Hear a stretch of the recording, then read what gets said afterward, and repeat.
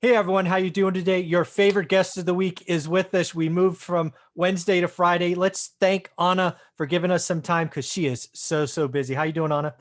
I'm doing great. Thank you so much. I'm glad we got to move this to Friday and not have to delay it. So I appreciate you being flexible. Oh no, absolutely. The audience, I don't know if you could tell in the comments, but they truly love you and what you have to share and the way you share it so heartfelt. You are a true joy to the audience. So thank you very much. Thank you so much. Well, so I've teased this a couple of times on my daily financial news the last month, maybe 6 weeks, that you were actively creating some content for my course, How to Get Started One Rental at a Time, specifically for the new section called Private Money. And it's true, I have it in my inbox. So I will be reviewing it today and probably loading it tomorrow. So why don't we tease the audience about what you created and what they're going to get as soon as tomorrow? Great. Michael, one of the things that I wish I had learned sooner, people always say, what would you do if you could do it all over? Is learn to utilize private money much sooner in my investing. I had heard about private money. I even attended a half-day seminar about raising private money. And I thought, I don't really need to do that. Or I don't really know people that have money. And I didn't start it. I learned about it, but I never got started. Right. And that's part of the problem of the fear of just jumping in is you think, I can't do this. Really, you can. And if you just sit on information and never do anything with it, you'll never go anywhere. Right. So the thing that I got super excited about is once I actually started thinking about partnering with other people, finding hard money lenders, finding private money lenders, suddenly I was able to do deals without having to wait until I had enough cash to take down the next one. And that's really what it's all about. Being successful in real estate, you've always got to be finding deals and finding dollars to take down those deals. Many people have the finding deals part down, but they don't know how to take them down and they run out of cash. All of us do eventually to take down the next biggest deal that we want. And so they don't spend enough time finding other people's money, which is the other part of the successful equation. So that's what we're going to talk about. Oh, that is so awesome. And you're so right, right? I guess I was both arrogant and ignorant my first 5 or 6 years in the business. I had a decent job. We had started ratcheting back our expenses. So we're saving more and more every month. And, in the beginning, it was like every time a deal came up, I had just enough to get it done. That was like 4 or 5 or 6. It's better than zero, but it wasn't going to get me to financial freedom at any kind of rate of speed. And then lo and behold, I find out private money after I walk into a bank and they tell me no. I mean, I couldn't even fathom that being possible. So, for me, private money and why it's now a section of my course is I wouldn't be financially free without it. I probably wouldn't have been able to do a deal from 2009 to 16, 17. I mean, there was like a 6 or 7 year period. I didn't do a bank loan, right? I mean, just didn't even bother. It was either hard money or private money. So, and you're so right. It's amazing how many people have money. Maybe it's in an IRA, maybe it's somewhere else. There's a lot of, millionaire next door types. And they came out of the woodwork in 2010 because they didn't like earning less than 1% in the bank, right? I mean, it was pretty amazing. Absolutely. And we're in very similar times today. I mean, lending hasn't tightened up quite as badly as it did, in the Great Recession of 2009, but we're starting to see lots of signs that it's continuing to tighten and continuing to get tougher. And we've talked about that on this show, that typically when a recession hits, the banks lag 6 to 9 months before they really start going, wait a second, now we need to implement all these things to make sure we're mitigating risk. And they really tighten up. And the same thing happened to me. I worked at AIG, as we've talked about.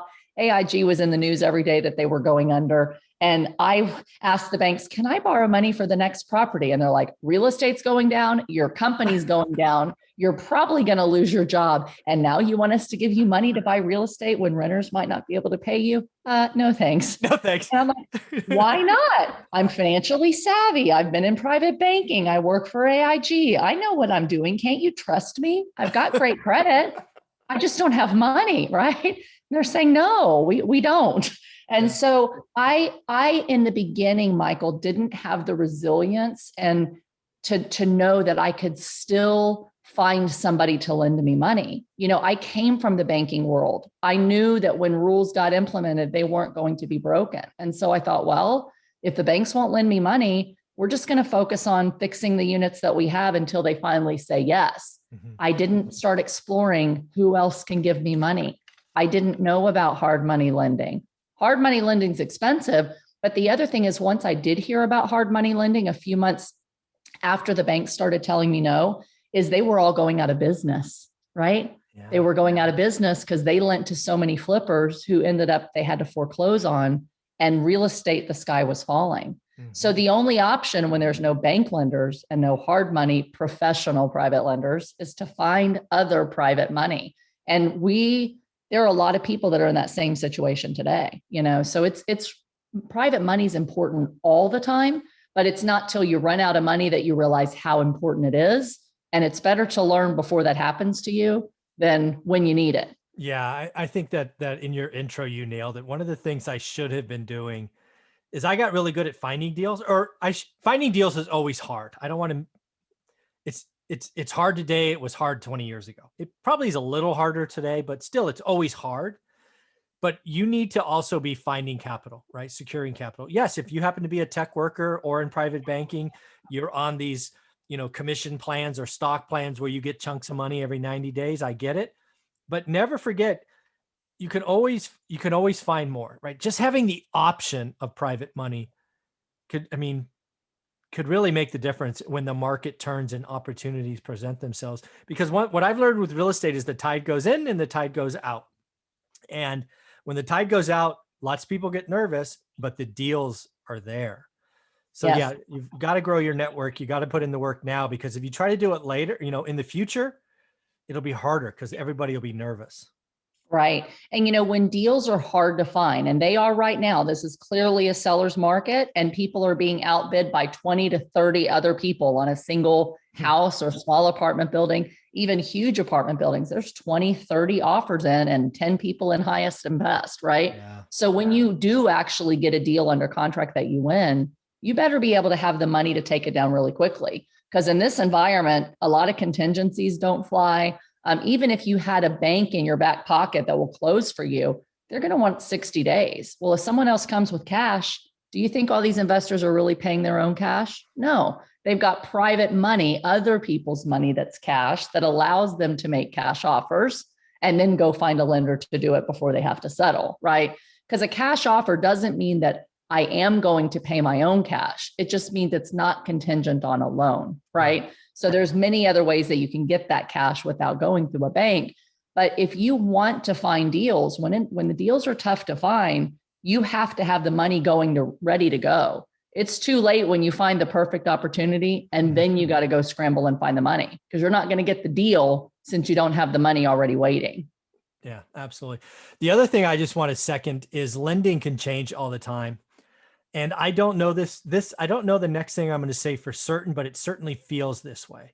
It certainly feels like the next 12 to 18 months we're going to create a division in lending where it is more expensive and harder for investors and easier for homeowners and owner occupants. It certainly feels that way. We've seen some tweaks already. I think those tweaks continue. It would not shock me if investment loans are a full point or a point and a half higher than owner occupant loans, right? This administration seems to want to make that distinction. And let's not forget, a 15K tax credit is likely coming to owner occupants, first time buyers.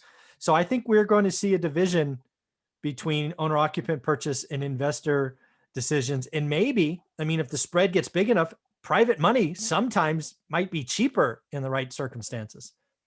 I agree with you absolutely 100%. And we're already seeing that, Michael. So with the April 1st change to, Fannie and Freddie, they're no longer lending 15% of their available money to real estate investors buying small multi-units and second homes. They're slashing it more than in half to 7%. Not only that, they're tightening up the lending criteria, tighten up the credit scores that you can give. And so what we're already anticipating and seeing a little bit of this is that if a lender is going to do a loan to an investor and all of a sudden they can't sell it to Fannie or Freddie, they have to keep it on their books, which means they keep the risk that they previously were going to offload onto the Fed, right? To these federal agencies. In order to do that, they're charging much higher interest rates because they've got to take a spread on that interest rate to compensate them for the risk of holding your mortgage that may go bad. Yeah. And so I saw early indications that banks that were being interviewed were saying, we're probably going to create a 2-point spread on the money that the rate we could get from the Fed and what we're actually going to charge. That can be huge. So if you're already at, 3.75% or 4%, now you're looking at 5.75% or 6% to take down a second home or a 1 to 4 family, which is what most starting real estate investors are doing, right? So how that trickles through the larger multifamily, I don't know. But I can also tell you, even with the larger multis on Fannie and Freddie loans, small balance loans like 1 to 4.999 million, those loans have much tighter restrictions than larger loans that are 5 million and above. The debt coverage ratio is required to be much higher, 1.4 instead of 1.2 to 1.25. It's a lower LTV, 65 to 70% instead of 5 million plus loans being up to 80%. And so they're knowing that more of those loans are defaulting. And so they view them as higher risk. So the lending has tightened. And so we have to realize as real estate investors, there is risk, there's perceived risk, especially with an eviction moratorium, right? Lenders are right to have some concern and they don't want to repeat what happened last time. So lending is tightened for investors because they want to make sure that investors have the wherewithal to continue to make payments, even if eviction moratoriums are extended, that they have reserves in place, that they have good credit, and they're not going to walk away and the bank's stuck holding the bag. And that is going to result in pricing being higher for us as investors, either in the rate, in the fees, or just the LTV and the ability to get loans. Yeah. Yeah, it's all coming, folks. Again, Anna and I have been doing this for a while. Don't worry, it gets tighter now. It'll get looser later, but stay in the game, do your work. Anna, one thing I was thinking about is, could you tease them with one idea that they're going to see, right? If they're a member of the course, they're going to get this for free, or if others sign up, what is something you cover, a little tidbit that they can look forward to in your session? Sure. One of the things that we're going to talk about really is the different types of other people's money that's accessible to you. So people think, well, the only thing I can do is call up my Uncle Joe and he's the only one I know with money. And they think, well, I don't know anybody with money. I made that mistake early on, right? Because I didn't realize there's so many people that are looking for a safer place to park money than the stock market. They're looking for less volatility than the stock market, but they want better rates than a CD or a bond and not have to have their money locked up as long as they have it locked up in order to get those rates in a CD or a bond or a treasury. And so finding private lenders who are hungry to find diversification and these investments that balance risk with liquidity, with rate and return and volatility really allows you to have many more people that are interested in potentially being your private money lender or partner than the people you think you know. So we're going to talk about that and how you find those people and how you can bring them into a deal to help you to take down deals that you can't afford to do on your own today. Oh, that is so awesome. And again, the entire channel appreciates you every week, and adding something to the course in private money is just so sweet of you. Thank you very much. You're so welcome.